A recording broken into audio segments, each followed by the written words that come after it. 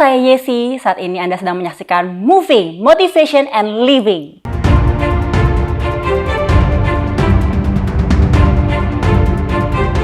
Dulu memang saya pernah menjalin hubungan dengan yang tidak seiman. Lalu saya berdoa kepada Tuhan ketika saya ingin bertemu dengan pacar saya yang dulu. Saya berdoa, ya Tuhan, saya ingin bertemu dengan pacar saya.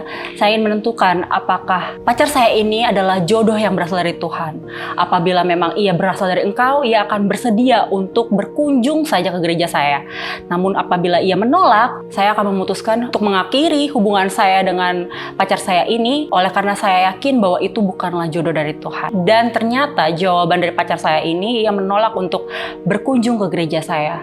Dan saya semakin yakin bahwa memang saya harus mengakhiri hubungan kami sampai di situ. Saya galau sekali, saya menangis, apa-apa saya nggak semangat melakukan kegiatan saya, dan akhirnya saya mencoba untuk cari cara bagaimana saya bisa melupakan pacar saya ini. Dan kebetulan sekali saat itu ada yang menawarkan untuk mengikuti Bible Camp. Dan di situ saya tidak pikir panjang lagi, saya memutuskan untuk mengikuti kegiatan Bible Camp itu. Setelah selesai Bible Camp, hubungan saya dengan Tuhan itu semakin hari semakin baik. Dan akhirnya saya bisa melupakan mantan pacar saya ini. Saya bergumul dalam hati saya karena saya memiliki histori dari keluarga yang dibesarkan dari keluarga yang broken home ya. Dan saya tidak ingin mengulangi kesalahan dari kedua orang tua saya di masa lampau. Saya ingin mendapatkan pasangan yang tepat. Lalu saya akhirnya membuat checklist ciri-ciri pasangan hidup yang saya butuhkan. Akhirnya saya tulis checklist itu sekitar ada kurang lebih 60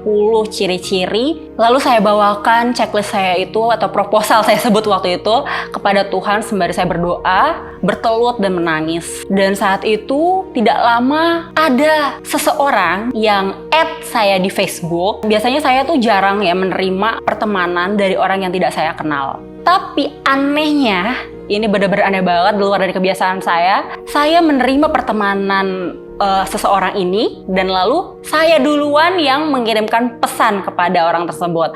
Dan isinya adalah, terima kasih ya mengirimkan pertemanan, seperti itu saja, simple. Orang tersebut membalas dengan isi chat yang normal juga gitu ya. Tidak seperti pria-pria pada biasanya. Hingga singkat ceritanya, pria ini datang mengunjungi ke kediaman orang tua saya di Bekasi. Luar biasa sekali pria ini. Dia belum pernah mengenal saya sebelumnya. Bahkan dari kami pun, circle kami tidak ada yang saling mengenal satu sama lain. Ketika kami bertemu, di situ saya merasakan memang ada yang berbeda di antara kami berdua. Lalu saya pun mengetahui juga background dari pria ini. Setelah kami berkenalan, ternyata pria ini juga memiliki background history yang sama dengan saya, yaitu dibesarkan dari keluarga broken home juga. Dan kami tidak membutuhkan waktu yang lama untuk menikah. Sekitar 3 bulan dari perkenalan kami memutuskan untuk menikah. Mungkin dari sekitar kami merasa nggak yakin ya, ataupun bingung atau kaget gitu ya, karena kami baru saja berkenalan kok langsung memutuskan untuk menikah. Kenapa saya yakin memilih pria ini juga? Karena saya lihat di checklist yang saya ajukan proposal ini ke Tuhan, ternyata pria ini hampir semuanya terchecklist.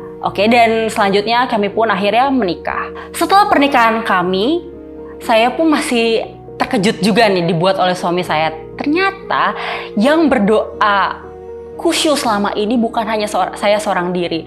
Suami saya pun juga melakukan hal yang sama di sana. Yang luar biasanya dari doa suami saya ini, ia berdoa bukan seperti, ya Tuhan berikanlah saya jodoh, bukan seperti itu. Tetapi doanya, ia justru berterima kasih karena Tuhan telah memberikan jodoh yang saling menyayangi, saling melengkapi, saling mendukung. Jadi ia memang sudah mengimani bahwa Tuhan sudah menyediakan baginya. Ada ayat yang ingin saya sampaikan kepada teman-teman semua di dalam Markus 11 ayat 24. Karena itu aku berkata kepadamu, apa saja yang kamu minta dan doakan, percayalah bahwa kamu telah menerimanya, maka hal itu akan diberikan kepadamu.